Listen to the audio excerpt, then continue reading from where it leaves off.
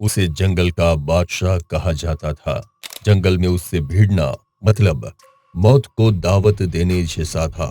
उसका निशाना इतना अचूक था कि वो हाथी के माथे के बीचों बीच गोली मारकर उसे ढेर कर सकता था। हम बात कर रहे हैं बड़ी मूंछों की पहचान देने वाले वीरप्पन की। वीरप्पन दक्षिण भारत में अपराध का एक बड़ा नाम बन चुका था। आम लोगों के साथ साथ पुलिस वाले भी वीरप्पन के नाम से कांपते थे। उसके पीछे कुछ थानों या शहरों नहीं बल्कि 3 राज्यों की पुलिस लगी हुई थी और सरकार ने उस पर 5 करोड़ का इनाम घोषित कर रखा था। वो 3 राज्यों की सरकारों के गले की हड्डी बन गया था। वीरप्पन सबसे ज्यादा उस समय चर्चा में आया जब उसने कन्नड़ सुपरस्टार राजकुमार को अगवा कर लिया। 108 दिनों तक राजकुमार वीरप्पन की कैद में थे और टीवी पर हर समय वीरप्पन ही छाया रहता था। कैसे राजकुमार वीरप्पन की कैद से छूटे और कैसे इस खतरनाक डाकू का खात्मा हुआ, आइए जानते हैं। दोस्तों, आप ये वीडियो अजब गजब फैक्ट्स चैनल पर देख रहे हैं। वीडियो पसंद आए तो लाइक करना ना भूलिएगा।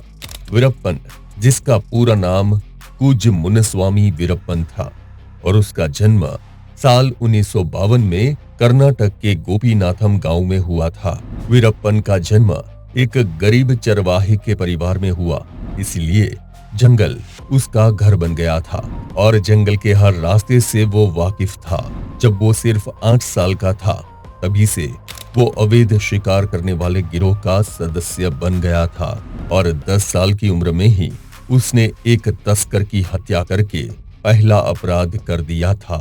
वीरप्पन के पीछे भले ही 3 स्टेट्स की पुलिस पड़ गई थी, लेकिन जंगल के लोगों के लिए उसकी छवि रॉबिन हुड जैसी थी, जो अमीरों की दौलत लूटकर गरीबों में बांटता था। इसीलिए जंगल के लोग बताते हैं कि फॉरेस्ट विभाग के लोगों ने ही शुरू में उसे तस्करी के लिए उकसाया था ताकि वो भी पैसा कमा सके। लेकिन जब वीरप्पन बड़ा होने लगा तो सब उसके पीछे पड़ गए। वीरप्पन चंदन की लकड़ी और हाथी दांत की तस्करी किया करता था। उसके अपराध के रास्ते में जो भी उसे रोकने के लिए आता वो उसे जान से मार देता।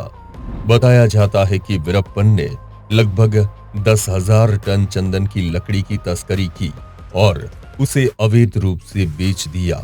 चंदन की लकड़ी से उसे बहुत इनकम होती थी और इसी पैसे से वो हथियार खरीदता था।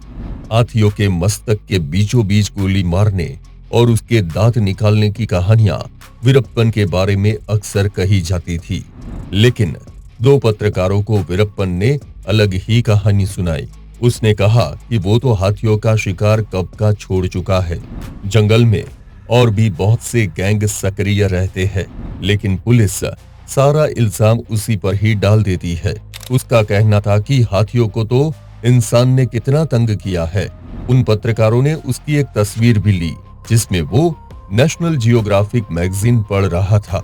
इस कहानी को सुनकर तो लगता है कि वो हाथियों को लेकर बड़ा इमोशनल था। खुद को हीरो दिखाने के चक्कर में उसने कन्नड़ अभिनेता राजकुमार को अगवा कर लिया था। असल में वीरप्पन का गांव कर्नाटक में आता है। राजकुमार तमिलनाडु में जन्मे थे। कर्नाटक और तमिलनाडु में कावेरी नदी को लेकर झगड़ा है, तो राजकुमार को इसीलिए किडनैप किया गया था कि पानी के मुद्दे पर बात की जा सके। राजकुमार का अपहरण करने के बाद वीरप्पन ने उनकी रिहाई के लिए 50 करोड़ और राज्य के सरहदी इलाकों के लिए वेलफेयर स्कीम की भी मांग की। राजकुमार के अपहरण के मामले में यह भी कहा जाता है कि वीरप्पन ने जो शर्तें रखी थी उसमें सुपरस्टार रजनीकांत से भी मिलने की शर्त थी, जिसके बाद रजनीकांत एक चार्टर्ड फ्लाइट से कर्नाटक में एक जगह पर पहुंचे जहां पुलिस की गाड़ियों के एक बहुत बड़े काफिले ने उनका स्वागत किया। वहां से रजनीकांत पत्रकार को लेकर बुलेट प्रूफ गाड़ी में वीरप्पन से मिलने के लिए रवाना हुए। ऐसा माना जाता है कि सुपरस्टार रजनीकांत की वीरप्पन के साथ मुलाकात ने राजकुमार की रिहाई में सबसे बड़ी भूमिका निभाई। अभिनेता राजकुमार अपहरण की घटना के बाद वीरप्पन सरकार के लिए बड़ी मुसीबत बन गया था, लेकिन उसे पकड़ पाना संभव नहीं हो पा रहा था। जिसका बड़ा कारण था सरकारों में आपसी तालमेल की कमी। जंगल वीरप्पन का घर था और जंगल में रहने वाले लोग पुलिस के खिलाफ वीरप्पन की मुखबरी करते थे। मामला 3 राज्यों के बीच फंसा हुआ था, जो आपस में इस बात को लेकर तकरार करते थे कि बिना इजाजत आप हमारे इलाके में कैसे आए। इन तमाम बाबतों का फायदा वीरप्पन उठाया करता था। अगर कर्नाटक की पुलिस उसे परेशान करती तो वो तमिलनाडु के जंगलों में चला जाता था और तमिलनाडु से परेशान होकर केरल के जंगलों में भाग जाता था। बाद में तमिलनाडु और कर्नाटक सरकारों ने मिलकर उस पर 5 करोड़ रुपए का इनाम रखा और एक स्पेशल टास्क फोर्स भी बनाई, जिसे वीरप्पन को पकड़ने की जिम्मेदारी दी गई। आप जानकर हैरान हो जाएंगे, लेकिन इस टास्क फोर्स पर 100 करोड़ रुपए खर्च किए गए थे। और हो भी क्यों ना, क्योंकि जिस वीरप्पन को पकड़ने के लिए ये टास्क फोर्स बनी थी, उसने 200 करोड़ की तो सिर्फ चंदन की लकड़ी ही बेच डाली थी। साथ ही वो वन विभाग और बहुत से पुलिस वालों की भी जान ले चुका था।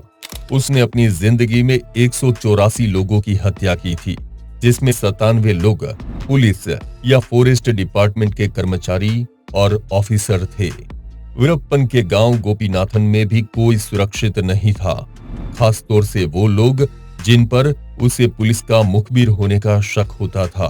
अगर वीरप्पन या वीरप्पन का कोई आदमी गांव के किसी आदमी को पुलिस के साथ देख लेता तो उसे गोली मार दी जाती थी। ये जितनी आसानी से लोगों की हत्या किया करता था, उतनी आसानी से बचकर जंगलों में भाग जाता था। साल 2004 में स्पेशल टास्क फोर्स का नेतृत्व आईपीएस विजय कुमार को दिया गया। वीरप्पन को मारने के लिए विजय कुमार ने एक विस्तृत प्लान तैयार किया। उन्होंने अपने कुछ लोगों को वीरप्पन के गिरोह में शामिल कर दिया, जो उसके मूवमेंट की इंफॉर्मेशन इनके पास तक पहुंचाते थे। पत्तों के चरमराने से जानवर को पहचान लेने वाला वीरप्पन ये नहीं पकड़ पाया कि उसकी गैंग में विजय के आदमी घुस गए थे। वो अब बूढ़ा हो चला था और डायबिटीज की वजह से उसकी आंख में कुछ परेशानी होने लगी थी। आंखों के इलाज के लिए उसे जंगल छोड़कर डॉक्टर के पास जाना था, जिसके लिए एक एम्बुलेंस का इंतजाम किया गया। वीरप्पन ने सफेद कपड़े पहन रखे थे और पहचाने जाने से बचने के लिए उसने अपनी मशहूर मूंछों को काट दिया था। वीरप्पन और उसके 3 साथियों को लेकर एम्बुलेंस रवाना हुई। उस एम्बुलेंस को पुलिस का आदमी चला रहा था, जिसे विजय ने गैंग में शामिल करवाया था। जिस वक्त का इंतजार पुलिस को था, वो वक्त आ गया था। अपने पूर्व निर्धारित स्थान पर ड्राइवर ने एकदम से ब्रेक लगाया, जिससे कि एम्बुलेंस में बैठे सभी लोग अपनी ही जगह पर गिर गए। ड्राइवर जल्दी से गाड़ी से कूद गया और जोर से चिल्लाया, वीरप्पन एम्बुलेंस में है। पुलिस ने उसे चारों तरफ से घेर लिया और चेतावनी दी कि हथियार डाल दो, तुम चारों तरफ से घिर चुके हो। कहा जाता है कि पहला फायर वीरप्पन की तरफ से आया, फिर पुलिस ने चारों तरफ से गोलियां चलानी शुरू कर दी। ऑपरेशन को लीड कर रहे विजय ने भी एम्बुलेंस पर ताबड़तोड़ गोलियां बरसाई। थोड़ी देर बाद एम्बुलेंस से जवाबी फायरिंग बंद हो गई। कहा जाता है कि कुल 338 राउंड गोलियां चलाई गई थी। एकदम से सब कुछ धुआं सा हो गया। वहीं एक और जोर से आवाज आई, ऑल क्लियर।